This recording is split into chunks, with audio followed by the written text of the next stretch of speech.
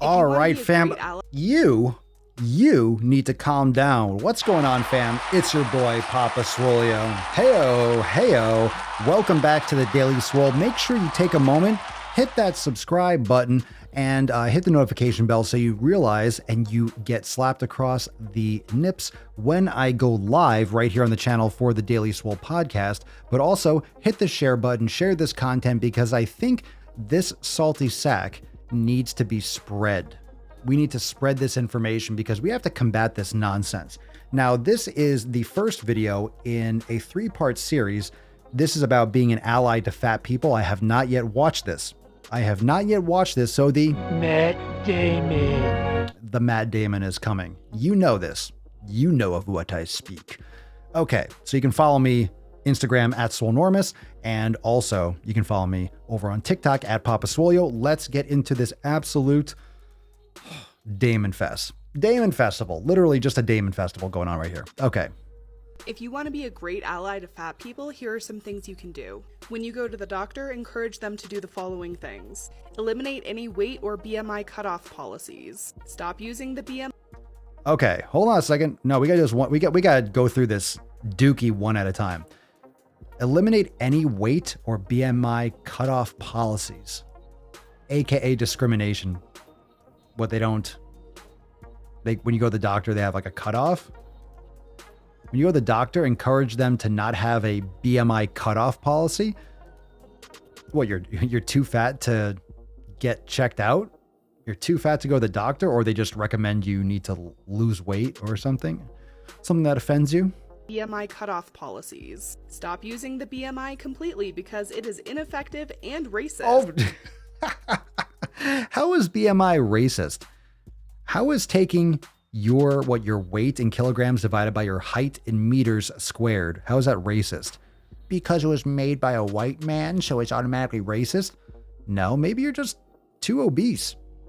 It's a very good gauge, especially it's not accurate when you exercise. When you have muscle mass, it's not accurate because for my height with my muscle mass and my body fat percentage, my BMI is going to be similar to someone who looks obese at my height. But that's because muscle weighs more than fat. It's much more dense. So don't stop using BMI, just stop being offended by it. It's a tool. That's the thing. That's what these blue hairs don't understand, is that the body mass index is a tool. Now, if you have a hammer, you wouldn't use that if you need to screw in a screw. You would use a screwdriver. Doesn't mean a hammer is useless. You understand my point, fam? Drop a comment down below. This is full-blown Matt Damon nonsense. You use the tool for which it's designed. The BMI gives you a good base level and a good approximation. If you have the average person that doesn't work out, that's unhealthy, the BMI is going to be accurate. Hey, look, this person's definitely too wide for the height. This person has too much mass for the height. If you're more lean and you're muscular, it's not going to be accurate. Don't use BMI. It's not a good use. But for the average person, sure, it gives you a general idea. Doing a BMI doesn't tell them your blood sugar levels, doesn't tell you your fitness capacity or your VO2 max, because it's not a VO2 max test. It's a freaking BMI. It's not ineffective and racist. It's a tool. You don't use a hammer for a screw. You fool. Get medical equipment that will actually work for fat patients, like blood pressure cuffs that fit and won't give a false high reading because they're too tight. Okay.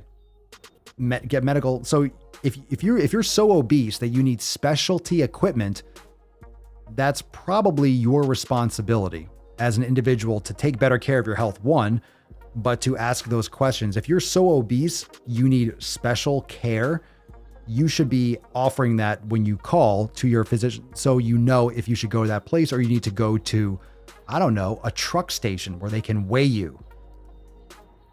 That's a joke. You can laugh. It's okay. Blood pressure cuffs that fit. If your arm is so fat that you can't fit a blood pressure cuff, well, you need to call ahead and make sure that they have specialty equipment. You can't assume like everyone's going to have a chair that fits you. You can't assume that every doctor's office will have one that's big enough, but maybe they should. All right, so maybe they should, because most people that are obese are going to be going to the doctor because that's where obese people are going to end up oftentimes because they're not healthy.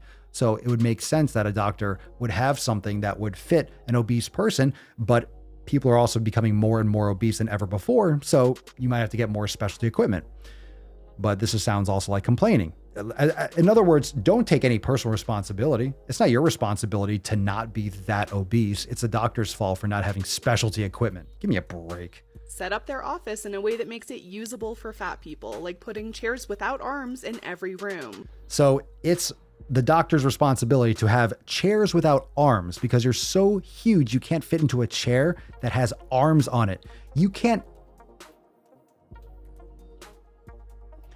fit into a chair because it has arms, and it's the doctor's fault for not having a bed or a couch. Because you're going to complain about the couch being tough to get up off of if it's too soft and you sink into it. There's no pleasing any of these people. Okay? It's not hard to have chairs without arms. It's really not. But that's still up to the doctor's discretion. At the same time, this is not an excuse to just blame other people. You're also, because of poor lifestyle choices, so obese that you can't fit into a chair because it has arms on it. That's your problem. And also that's why you're at the doctor's office. So, okay, maybe doctors should be required to have couches. That's not encouraging people to get healthier. That's just accommodating morbid obesity and not changing the source of the actual issue. But of course, it's easy to point blame. It's easy to blame a doctor's office. It's easier to blame the furniture choice of a doctor's office rather than take personal responsibility and make better lifestyle choices, right? When you go to a clothing store, tell them to expand their size range. It does not matter what their size range currently is. Tell them to expand it. Tell them to expand it, just like I'm expanding my waistline. You're an imbecile. When you go to a clothing store, tell them to expand their size range. It does not matter what their size range currently is. Tell them to expand it. So in other words, it's not good enough. Matt Damon. This is the problem with the social justice warrior woke. It's never good enough. So if you bend over and take it, they're just going to take more. They're just going to try to rip you another one and spread it and shove another item in up your backside. This is all they're going to try to do. They're going to keep on just jamming it in until they're just freaking double fisting you. It doesn't matter what their size range currently is. So if it goes to 4XL, they have to expand it. No, maybe you should stop expanding your mouth and stop putting stuff in it. How about that? Stop stuffing your face and take care of yourself a little bit. If you work in education, get in touch with the health and PE departments. Ask them if they have anything in their curriculum that involves students weighing themselves, counting calories, or using the BMI in any capacity. Well, the health and PE departments, what PE? The government has already eradicated most of PE in public schools. So I wish we had PE talking about BMI. I wish we had PE talking about calories. I wish we had PE talking about what someone's health is. I don't think they should be counting calories per se, but about proper nutrition and not the food pyramid garbage.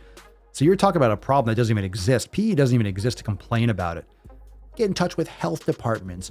Do they have any students weighing themselves? Do they have any students counting a calorie? No. Do they have any students looking into maybe how unhealthy they are and making better lifestyle choices? No, they don't have that either. You're not helping anyone. Fix your hair.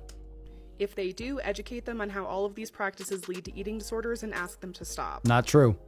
Not true. So everyone in the country has an eating disorder. Yeah, people have eating disorders for other reasons. People are addicted to foods. People are addicted to stupid stuff like fluorescent hair color and stuff. But I just throwing that out there. I'm not sure what brought that up, but Like and follow for part 2. Like and follow for part 2. I'll be back for part 2 really soon, fam. What do you think? What do you think about this nonsense? Drop a comment down below. This is part 1 of a 3-part Duke series that we're going to be covering. And of course, more content every day. I am live here on the Daily Swole channel every single day. And make sure you subscribe, hit that notification bell to get notified. Check the links in the post description if you want priority access notifications and all the episodes when I'm traveling. Check out Swole TV inside Swolenormous X. Join the Swole fam today over at swolenormousx.com. And thank you so much for supporting the channel. But again, live here every day for the Daily Swole podcast. And like and subscribe for part 2. Hope you enjoyed this thirst quenching juice, and I'll see you next time for some more extra thirsty Oh, Papa Swolio's, I'm out. I can't even, fam. I can't even.